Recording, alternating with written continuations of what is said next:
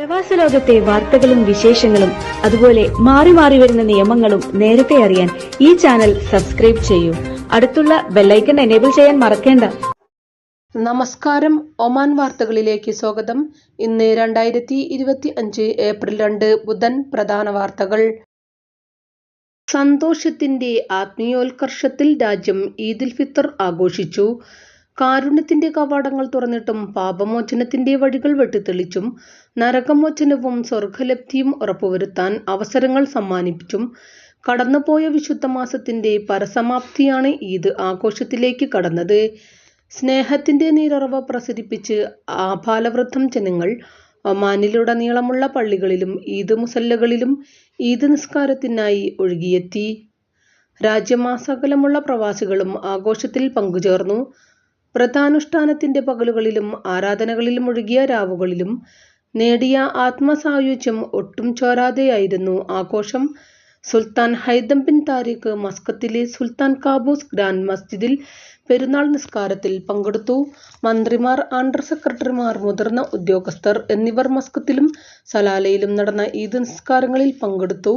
രാജ്യത്തെ എല്ലാ ജനങ്ങൾക്കും സുൽത്താൻ കാബൂസ് ഈദുൽ ഫിത്തർ ആശംസകൾ നേർന്നു.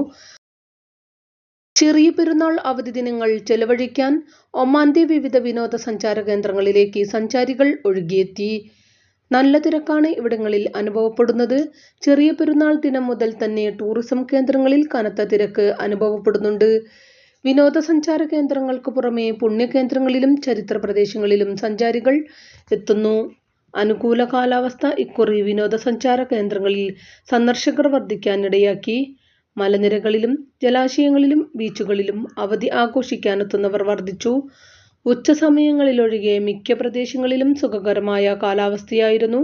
വൈകുന്നേരങ്ങളിൽ കൂടുതൽ സഞ്ചാരികളെ ആകർഷിക്കുന്നത് തണുത്ത കാലാവസ്ഥയാണ്. കേരള സെക്ടറുകളിൽ നിന്നും ഒമാനിലേക്കുള്ള ടിക്കറ്റ് നിരക്കുകൾ ഉയർന്നു. ചെറിയ പെരുന്നാൾ ആഘോഷത്തിനായി നാടണഞ്ഞവരുടെ മടക്കയാത്രകളിൽ കൈപ്പൊള്ളിക്കുന്നതാണ് നിലവിലെ നിരക്ക്. വാരാന്ത്യ അവധി ഉൾപ്പെടെ 9 ദിവസം തുടർച്ചയായി ഒഴിവ് ലഭിച്ചതിനാലും പെരുന്നാളിന് തൊട്ടുമുമ്പുള്ള ദിവസങ്ങളിൽ കുറഞ്ഞ നിരക്കിൽ ടിക്കറ്റ് ലഭിച്ചതിനാലും നാട്ടിൽ പെരുന്നാൾ കൂടാൻ പോയത് നിരവധി പ്രവാസികളാണ്. വാരാന്ത്യ അവധികളും കഴിഞ്ഞ് ഈ മാസം 6 ഞായറാഴ്ചയാണ് ഒമാനിലെ സർക്കാർ സ്വകാര്യ മേഖലകളിൽ പ്രവൃത്തിദിനം പുനരാരംഭിക്കുക. ഇന്ത്യൻ സ്കൂളുകളും ഈ ദിവസങ്ങളിലാണ് പുതിയ അധ്യയന വർഷം ആരംഭിക്കുന്നത്. എന്നാൽ വരും ദിവസങ്ങളിൽ ബജറ്റ് വിമാനങ്ങളിൽ ഉൾപ്പെടെ തിരുവനന്തപുരം, കൊച്ചി, കോഴിക്കോട്, കണ്ണൂർ സെക്ടറുകളിൽ നിന്നും മസ്കത്തിലേക്കും സലാലയിലേക്കുമുള്ള നിരക്കുകൾ സാധാരണ നിരക്കിനേക്കാൾ 2-3 ഇരട്ടിയാണ്. ചില ദിവസങ്ങളിൽ ചില സെക്ടറുകളിൽ 100 റിയാലിന് മുകളിലാണ് ടിക്കറ്റിന് ചെലവ് വരുന്നത്. ഏപ്രിൽ 4 കോഴിക്കോട് നിന്ന് മസ്കത്തിലെത്താൻ എയർ ഇന്ത്യ എക്സ്പ്രസിൽ 88 റിയാൽ നൽകണം. തൊട്ടടുത്ത ദിവസം നിരക്ക് 121 റിയാലായി ഉയരും. കൊച്ചിയിൽ നിന്ന് ഏപ്രിൽ 4-നും 5-നും 111 റിയാലാണ് ടിക്കറ്റ് നിരക്ക്. തിരുവനന്തപുരത്ത് നിന്ന് ഏപ്രിൽ 5, 6, 7 ദിവസങ്ങളിലെല്ലാം 104 റിയാലാണ് നിരക്ക്. കണ്ണൂരിൽ നിന്ന് മസ്കത്തിലേക്ക് 68 റിയാൽ മുതൽ 78 റിയാൽ വരെയാണ് ടിക്കറ്റ് നിരക്കുകൾ. കൊച്ചിയിൽ നിന്ന് സലാലയിലെത്താൻ 116 റിയാൽ നൽകണം. കോഴിക്കോട് നിന്ന് സലാലയിലേക്ക് 82 റിയാലുമാണ് നിരക്ക്.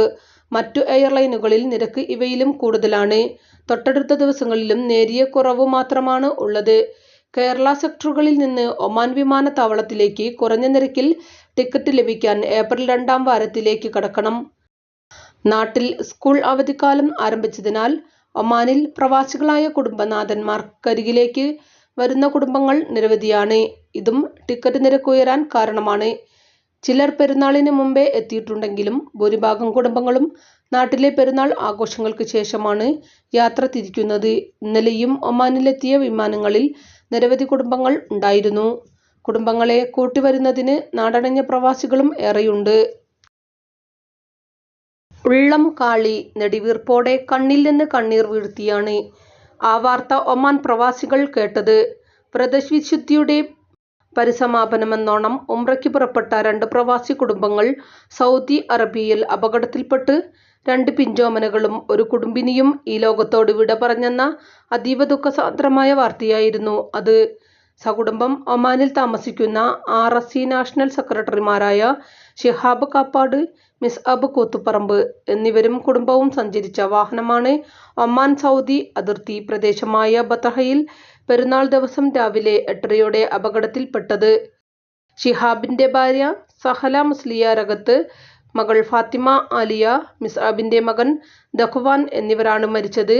7ഉം 6ഉം വയസ്സുള്ള കുട്ടികൾ ജീവിതത്തിന്റെ നിറങ്ങളിലേക്ക് കടന്നു വരികയായിരുന്നു. സഹിക്കാൻ പറ്റുന്നതിലും അപ്പുറമായിരുന്നു ഈ വിയോഗ വാർത്ത. മൊസന്തം ഗവർണറേറ്റിലെ ആരോഗ്യ കേന്ദ്രത്തിൽ ചികിത്സയിൽ കഴിയവേ ആരോഗ്യനില മോശമായതിനെ തുടർന്ന് പ്രവാസിയെ റോയൽ എയർഫോഴ്സ് വിമാനത്തിൽ എയർലിഫ്റ്റ് ചെയ്തു. ലിമ ഹെൽത്ത് സെന്ററിൽ ചികിത്സയിൽ കഴിഞ്ഞിരുന്ന പാകിസ്ഥാൻ സ്വദേശിയെയാണ് അടിയന്തര വിദഗ്ധ ചികിത്സയ്ക്കായി കസബ് ഹോസ്പിറ്റലിലേക്ക് മാറ്റിയത്. ഇയാൾക്ക് തുടർ ചികിത്സ ലഭ്യമാക്കി. സീബ് സൗഹൃദവേദിയുടെ ആഭിമുഖ്യത്തിൽ ഈ മാസം 4-ന് മഫേല ആഷാദി ഗ്രൗണ്ടിൽ വെച്ച് നടക്കുന്ന സെവൻസ് ഫുട്ബോൾ ടൂർണമെന്റിൽ ലോഗോ പ്രകാശനം നടന്നു. Malayalam mission Oman secretary Anu Chandran, Seeb Indian school മുൻ SMC പ്രസിഡന്റ് മൊയ്തു AK എന്നിവർ ചേർന്ന് പ്രകാശനം നിർവഹിച്ചു. സീബ് സൗഹൃദവേദി പ്രവർത്തകരും KMFA പ്രവർത്തകരും പരിപാടിയുടെ ഭാഗമായി. ഈദ് നിസ്കാര ശേഷം വിഭവസമൃദ്ധമായ ഭക്ഷണമൊരുക്കി പ്രവാസികളും ആഘോഷം കേമമാക്കി. സന്ദേശങ്ങൾ കൈമാറിയും സന്ദർശനങ്ങൾ നടത്തിയും ആഘോഷത്തിന്റെ ചൈതന്യം പടർത്തി. രാജ്യത്തെ വിവിധ വിനോദസഞ്ചാര പൈതൃക സന്ദർശന കേന്ദ്രങ്ങളിൽ കുടുംബസമേതം നിരവധി പേരാണ് എത്തിയത്. വടക്കൻ കിഴക്കൻ മേഖലകളിൽ സന്ദർശക പ്രവാഹമായിരുന്നു. പോലീസ് അധികാരികൾ റോഡ് സുരക്ഷയ്ക്കും തിരക്കൊഴിവാക്കാനും ജാഗ്രതയോടെ സദാ രംഗത്തുണ്ടായിരുന്നു. വിവിധ സാംസ്കാരിക സംഘടനകൾ ഈദ് ആഘോഷ പരിപാടികൾ സംഘടിപ്പിച്ചു. ആഘോഷങ്ങൾ അടുത്ത വാരാന്ത്യം വരെ തുടരും.